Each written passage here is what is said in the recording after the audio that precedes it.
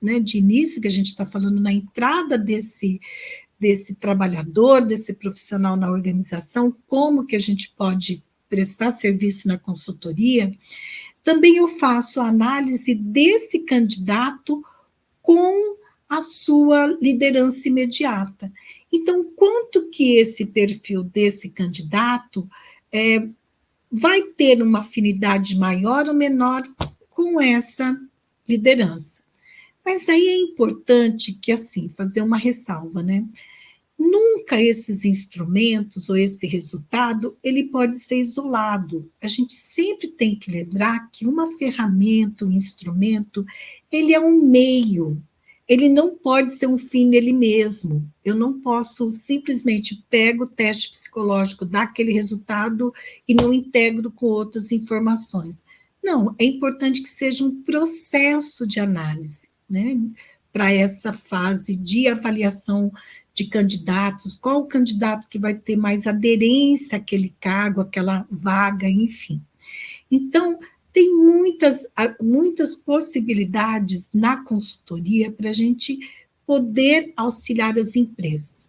Mas aí você pode dizer assim, ué, mas as empresas não costumam ter psicólogas, né, que trabalham como business partner, como analista de RH, como mesmo, né, são registradas como psicólogas organizacionais e que podem fazer isso? Sim, tem muitas empresas que sim, mas tem muitas empresas que não. Tem muitas empresas que não têm na sua estrutura, não é viável para ela manter uma profissional de psicologia, mesmo que seja como analista de RH, ou seja, uma BP, na sua estrutura. Não comporta. E eu tenho clientes com esse perfil. E é aí que nós podemos ajudar essas organizações, que muitas vezes elas querem um trabalho customizado, elas querem que, e os clientes, quando eles me pedem, são clientes que eu já prestei algum serviço, que eu já conheço a cultura, que eu já conheço o funcionamento da organização. Então, eles querem esse olhar diferenciado, eles querem essa proximidade maior, né, com a organização, com o funcionamento da organização, com a cultura da organização, para poder auxiliá-los nesse processo de tomada de decisão. Porque um processo de seleção é um processo de comparação para poder tomar uma decisão, né?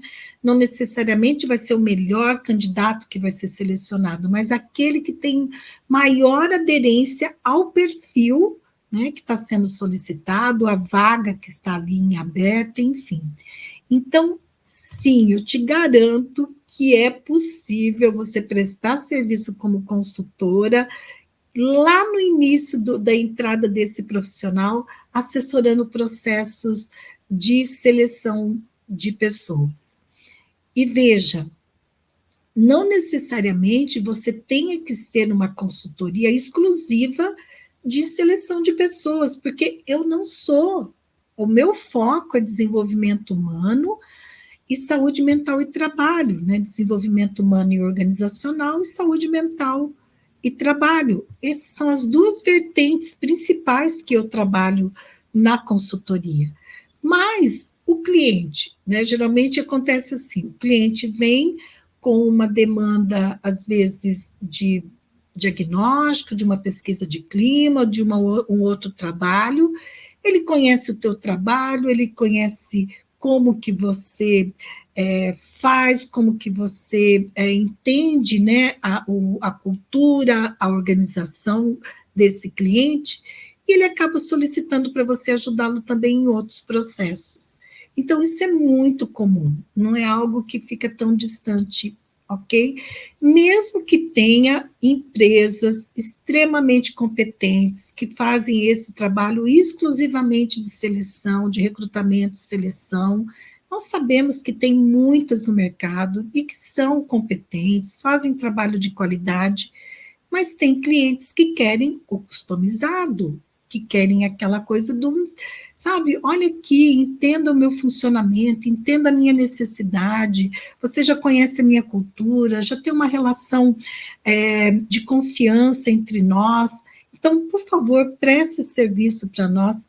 Então, isso é muito comum de acontecer. Outra atividade que também é muito comum, né, e que nós estaremos sim trabalhando com psicologia na consultoria, é o processo de desenvolvimento de pessoas. Veja, outros profissionais podem fazer esse trabalho? Sim, outros profissionais que não têm a formação de psicologia podem fazer.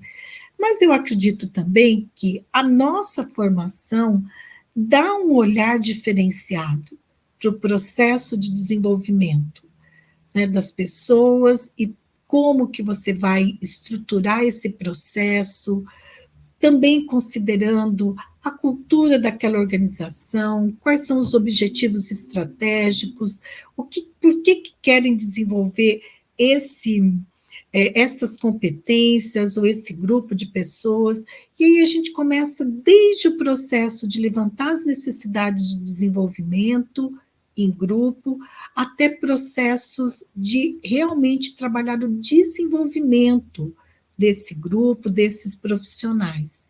Então, nós estamos aí falando de psicologia organizacional.